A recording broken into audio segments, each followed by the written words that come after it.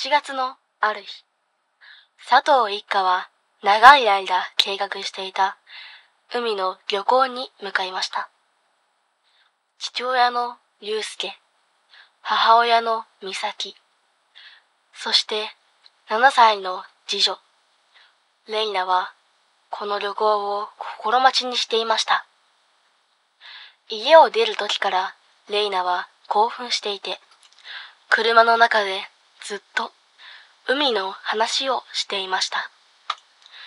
海辺に到着すると、爽やかな風が吹き抜け、波は穏やかに岸辺に打ち寄せていました。白い砂浜に立つと、その広がる青い海と空に圧倒され、自然と心が解放されるようでした。車を降りると、レイナは真っ先に海に向かって駆け出しました。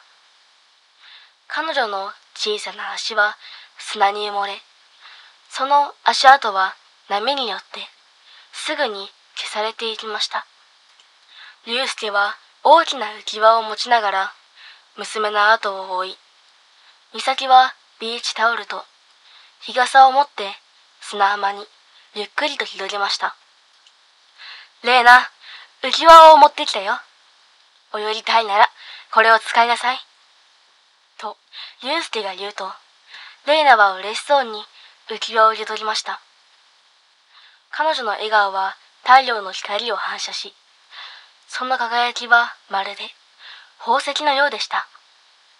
祐介も一緒に海に入り、二人で波と戯れました。一方、美咲はビーチタオルの上に座り、お気に入りの小説を読み始めました。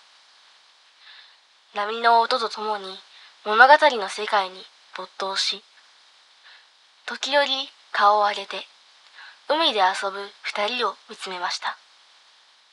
その光景は彼女にとって何よりも幸せな瞬間でした。レイナは波打ち際で遊びながら、様々な形や色の貝殻を見つけては拾い集めていました。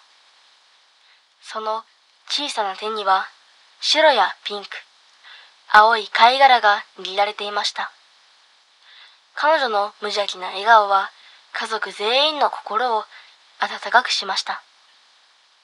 ふとレーナが目を輝かせて、祐介のもとに駆け寄ってきました。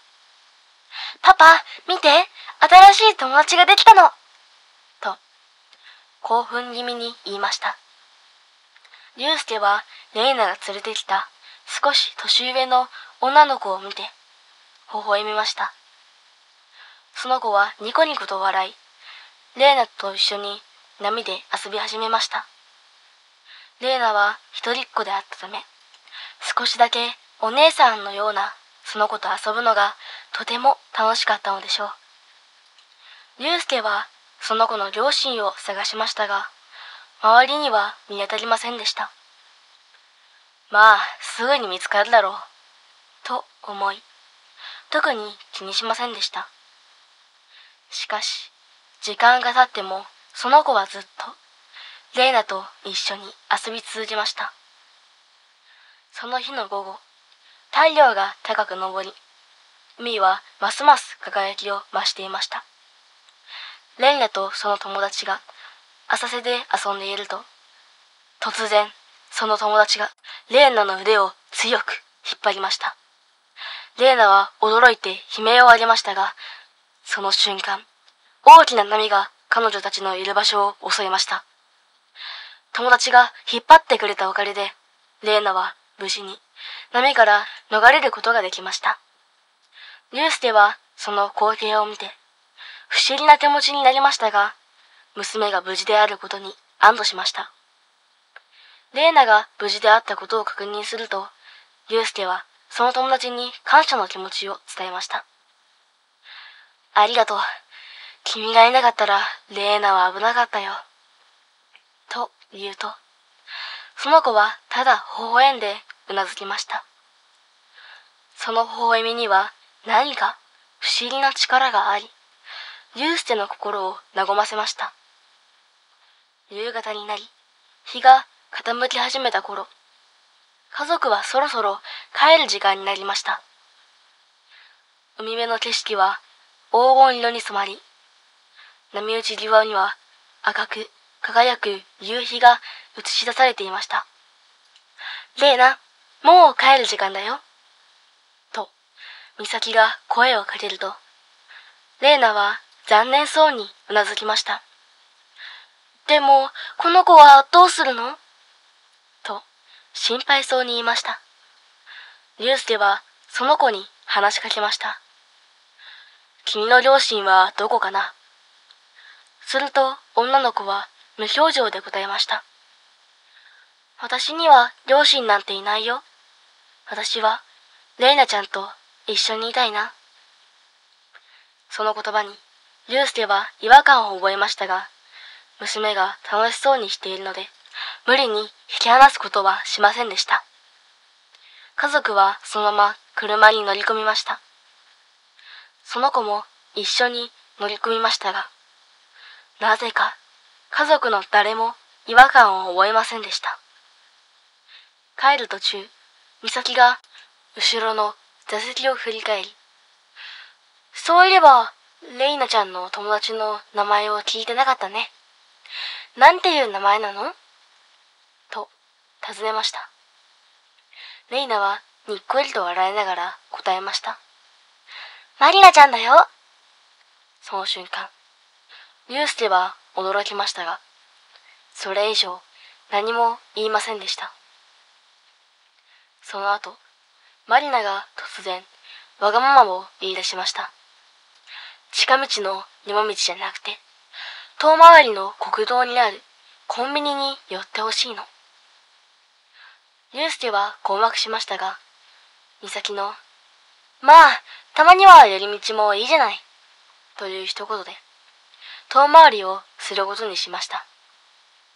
車内では、レイナとマリナが後部座席で楽しそうに話していました。レイナはマリナに貝殻を見せたり、その日の出来事を話したりしていました。マリナは微笑みながら、レイナの話を聞いていましたが、その微笑みはどこか神秘的で、家族全員が心地よく感じるものでした。家族がコンビニに到着し、買い物を終え、車に戻ると、マリナは姿を消していました。レイナは、マリナちゃんもう帰るんだって、と少し寂しそうでしたが、家族はそのまま家に帰ることにしました。帰宅後、レイナは疲れ果てて、すぐに眠ってしまいました。翌朝、ユウスケと美咲はニュースを見て驚きました。昨夜、近道の山道で大きな事故が発生し、多くの車が巻き込まれたという報道がされていました。もし近道を通っていたら、佐藤一家もその事故に巻き込まれていたかもしれません。ユウスケと美咲は、マリナが家族を守るために現れたのだと感じました。ユウスケは9年前に生まれてくる前に亡くなった娘の名前がマリーナだったことを妻と話し、涙を流しました。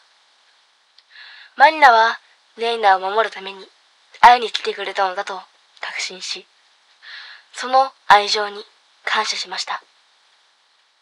レイナはもう一度マリナちゃんと会えることを楽しみにしながら、家族と共に愛情と絆を深めていきました。佐藤一家の海での出来事は、家族の絆をさらに深めるきっかけとなりました。レイナはその後も海に行くたびにマリナちゃんのことを思い出し、感謝の気持ちを忘れませんでした。ユウスケと美咲もマリナの存在を感じながら、家族の幸せを大切にしていきました。海辺の奇跡は彼らにとって永遠に忘れられない思い出となりました。